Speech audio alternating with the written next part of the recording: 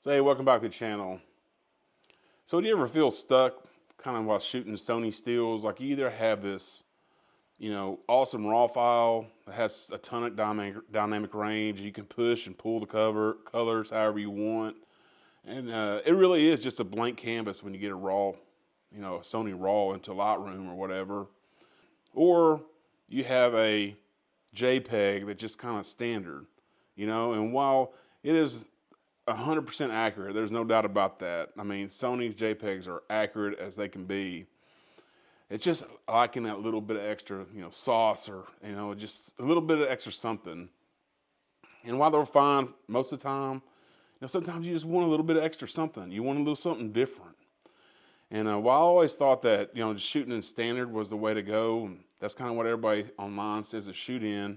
And I was playing around with my camera the other day and started looking and discovered there's a whole bunch of picture profiles in the Sony thing. And then you can go in there and modify those however you want.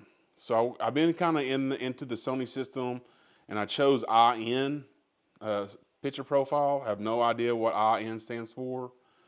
I just been kind of playing around with that until I got something that I think that I kind of like. Another day I was out of a basketball game and I was shooting some photos. And while you're looking at these photos, make sure you pay attention, not so much of the photos themselves, but the colors, the blues, the yellows, the reds. See what the picture profiles do to those, and the skin tones. And we'll run those right now and see what you think. You are now in the presence of a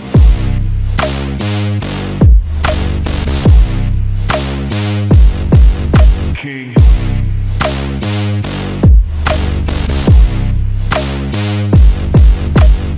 So if you look at those photos, I just think that they, while they're not 100% accurate, they're pleasing, and they're just something a little bit different than the standard picture profile.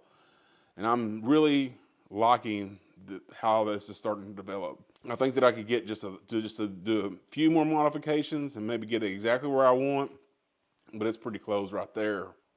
So what I've done within the IN is I've kind of messed around with it a little bit of the shadows and the highlights, and put a little bit of fade on there. You can get a little bit of a matte look. And I think it looks pretty good. And while I was in there, I decided, I'm going to play around with the black and white picture profile just a little bit, because I've never been just a huge fan of Sony black and white profile. Like, to me, it was just, too black and white, just too contrasty, or however you want to. I don't know. I'm not a big black and white guy, but to me, it was just a little bit too black and white, if that makes any sense. So I went into there, made some modifications, put up the fade a little bit so I can get a little bit of a matte look. And I'll show you those black and white photos here.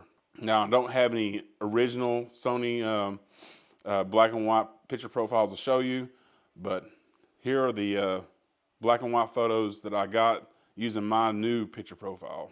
If you're kind of bored with just a standard Sony JPEG and you don't want to edit every photo in RAW, I encourage you to go into the picture profiles and find one that it's kind of close to what you want, and then start making modifications and see if you come up with something you like. So anyway, I hope that helps.